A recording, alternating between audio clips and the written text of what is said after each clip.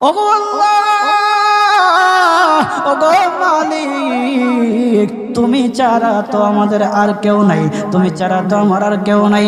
আল্লাহ গো, তুমি যদি মাফ না করো কে আমাকে মাফ করবে? তুমি যদি মাফ না করো কে আমাকে মাফ করবে? তুমি যদি আমাকে মাফ করো তাহলে তোমার কোনো দিকে কমবে না, তুমি যদি আমাকে মাফ না করো তোমার কোনো দিকে বাড়বে না। আল্লাহ গো, তুমি আমাকে মাফ করে দাও। সারাটা জীবন অন্যায় কাজ করেছি, সারাটা জীবন নাফরমানি করেছি, আমার কাছে কালেমার দাওয়াত কম আসে নাই, আমার কাছে কালেমার দাওয়াত কম আসে নাই, আমাকে লোকেরা কম বোঝায় নাই। ওগো আল্লাহ, তুমি আমাকে মাফ করে দাও। মাফ না করলে কোথায় যাব, কার কাছে যাব?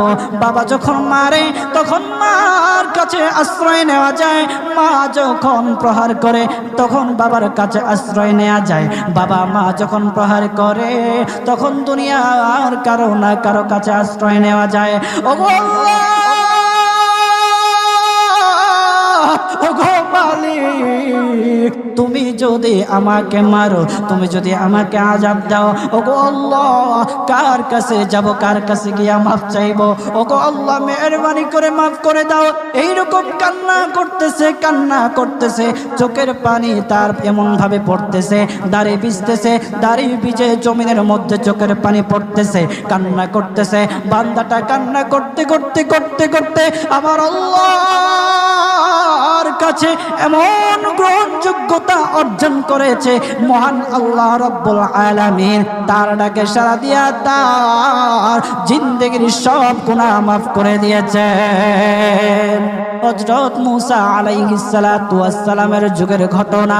একজন বড় পাপিষ্ঠ ছিল, জীবনে এমন কোন গুনাহ নাই যে গুনাহ সে করে নাই।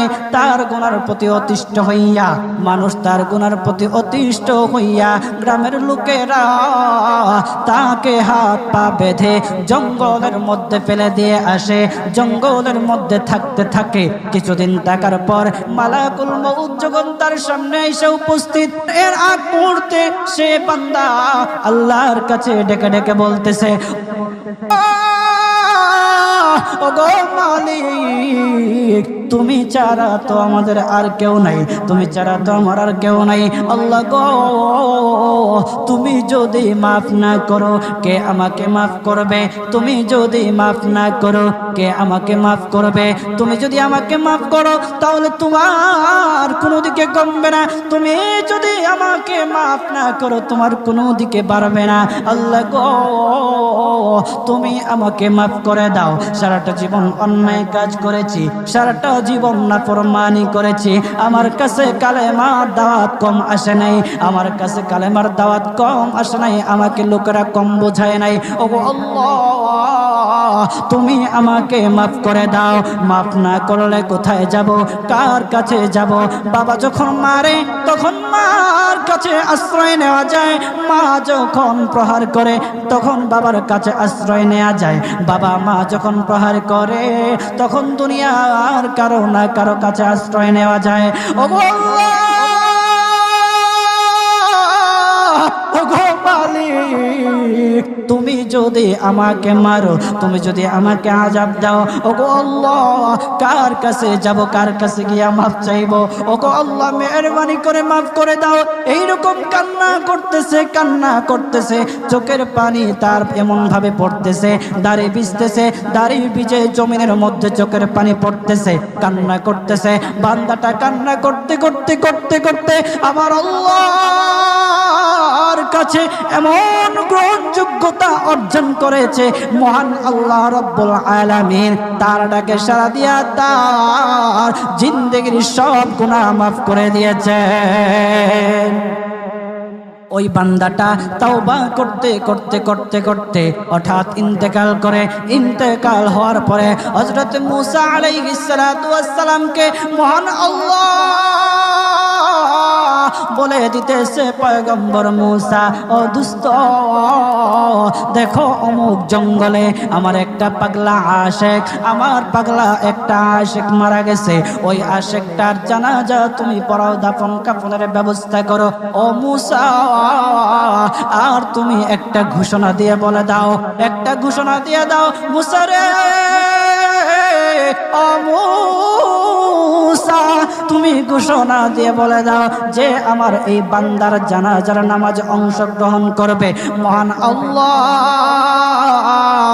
তার জীবনের সব গুনাহ মাফ করে দিবে। আল্লাহু আকবার।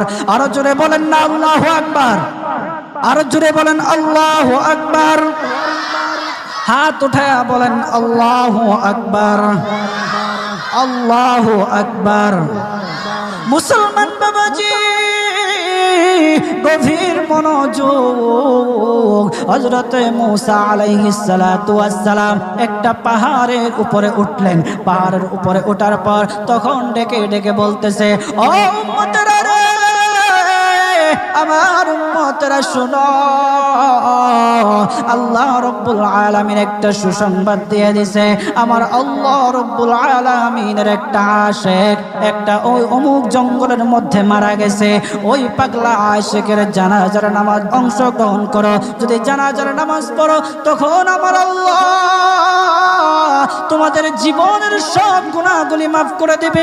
কেউ যদি নিজের গুনাহ ক্ষমা করাইতে চাও, কেউ যদি নিজের গুনাহগুলি ক্ষমা করাইতে চাও, তাহলে মহান আল্লাহ রব্বুল আলামিনের ওই পাগলা আশিকের জানাজায় অংশগ্রহণ করো। তখন লোকেরা দলে দলে জানাজায় অংশগ্রহণ করার জন্য দলে দলে গেল, জানাজার নামাজ আদায় করলো। আদায় করার পর পয়গম্বর মূসা আলাইহিস সালাতু ওয়াস সালামকে বলতেছে, ওগো আল্লাহর পয়গম্বর,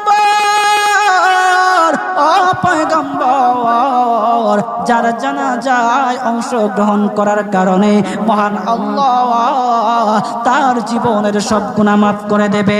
এমন মহা ব্যক্তি, তো এই মহান ব্যক্তিটাকে তো একটা নজরে দেখা দরকার, অবশ্যই দেখা দরকার, আমাদেরকে সেই ব্যক্তিটাকে দেখান। তখন মূসা আলাইহিস সালাতু ওয়াস সালাম বলতেছে, ঠিক আছে তোমাদেরকে দেখানো হবে। তখন যখন দেখাতে গেলেন, দেখানোর সাথে সাথে লোকেরা বলল, পয়গম্বর আপনি কি বলেন, এই লোকটাকে তো আমরা ভালো করে চিনি, ওই লোকটা বড় পাপিষ্ঠ ছিল, বড় অন্যায়কারী ছিল, বড় জুলুমকারী ছিল। ওগো পয়গম্বর, সমাজে এমন কোনো গুনাহ নাই যে সে করে নাই, সমাজে সব গুনাহ করেছে, সমস্ত গুনার সাথে সে জড়িত ছিল, সে জড়িত ছিল। তার গুনার কারণে, তার গুনার কারণে আমরা অতিষ্ঠ হইয়া তার হাত পা বেঁধে আমরা তাকে জঙ্গলের মধ্যে ফেলে দিয়ে আসি। এই পাপিষ্ঠ বান্দা আল্লাহ তাআলার বড় আশিক হতে পারে কিভাবে, আল্লাহ তাআলার প্যারা হতে পারে কিভাবে? পয়গম্বর মূসা আলাইহিস সালাতু ওয়াস সালাম আল্লাহর কাছে ডেকে ডেকে বললেন, আল্লাহ লোকেরা কি বলতেছে আর তুমি কি বলো? ওগো আল্লাহ, এর সমাধান কি, এর সমাধান কি? সমাধানটা তো তুমি দিয়ে দাও। আল্লাহ রব্বুল আলামিন পয়গম্বর মূসা আলাইহিস সালাতু ওয়াস সালামকে সমাধান দিয়েছে। বলতেছে, ও মূসা দুষ্ট রে, ও দুষ্ট, তারা যা কথা বলেছে, লোকেরা যে কথা বলেছে সত্য বলেছে, আমি আল্লাহ যা বলেছি তাও সত্য বলেছি। ও পয়গম্বর মূসা, তারা যা বলেছে সত্য বলেছে। ওই বান্দা বড় পাপিষ্ঠ ছিল, ওই বান্দা বড় অন্যায়কারী ছিল, কিন্তু শেষ বয়সে আইসা তার হাত পা যখন বেঁধে, তার হাত পা বেঁধে যখন লোকেরা জঙ্গলের মধ্যে ফেলে দিয়ে আসলো, তখন সে আমার কাছে এমন ভাবে কান্নাকাটি করা শুরু করে দিয়েছে, এমন ভাবে তওবা করা শুরু করে দিয়েছে। আমি আল্লাহ তাআলার এত দয়া, আমি আল্লাহ তার ডাকে সাড়া না দিয়ে পারলাম না, তার ডাকে সাড়া দিয়ে দিলাম। ও মূসা, সে তাওবা করার সময় যদি সবার জন্য সে তাওবা করত, যতজন লোকরা বেঁচে আছে, যতজন উম্মতেরা আছে, যতজন লোকেরা আছে, সমস্ত লোকদের জন্য যদি সে আমার কাছে তাওবা করত, আমি আল্লাহ তার তাওবা মুহূর্তের মধ্যে কবুল করে সমস্ত বান্দাদেরকে মাফ করে দিতাম।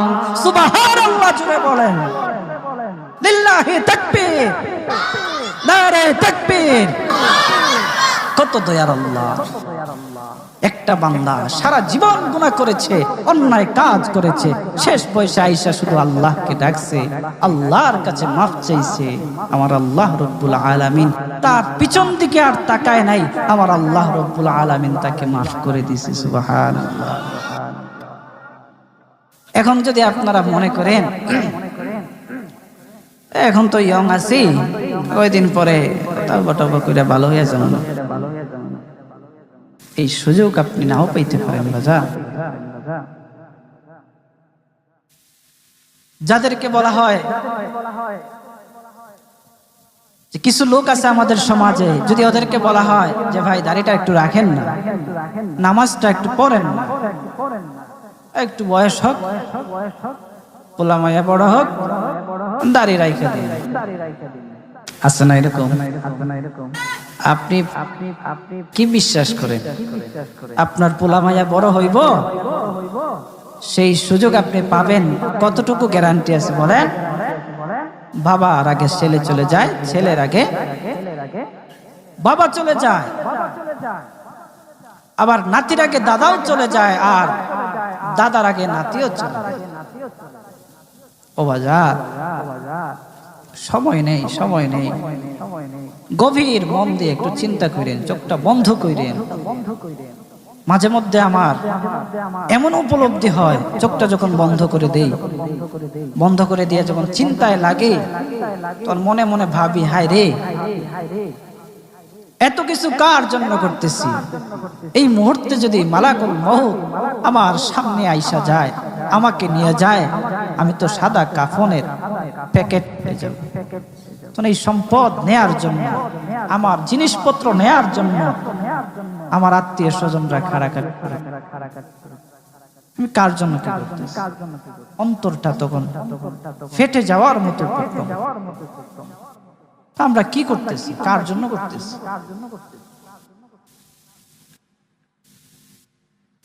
আজকে মরে গেলে আপনার সন্তান কালকে আপনাকে স্মরণ করবে কিনা সন্দেহ আছে। কিছু কিছু ঘটনা এমনও ঘটে যে বাবা মারা গেছে, সেই সন্তানেরা সম্পত্তি বন্টন করার জন্য বাবার লাশটা পর্যন্ত দাফন করতে দেয় না। আমাদের সমাজে এগুলো দেখা যায় না? আপনি কার জন্য কি করতেছেন? কার জন্য করতেছেন? কি করিলাম দুনিয়াতে আসিয়া,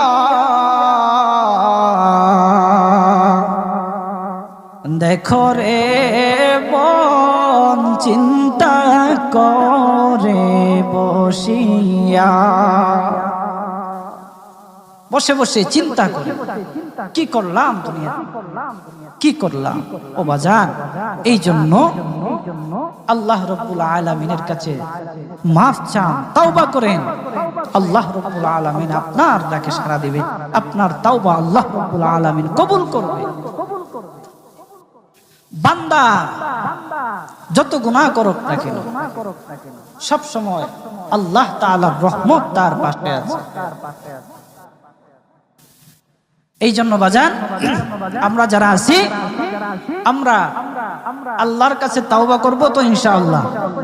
কথা বলেন না ইনশাআল্লাহ? বলেন, কিপটামি করেন কি লেগে? জোরে বলেন।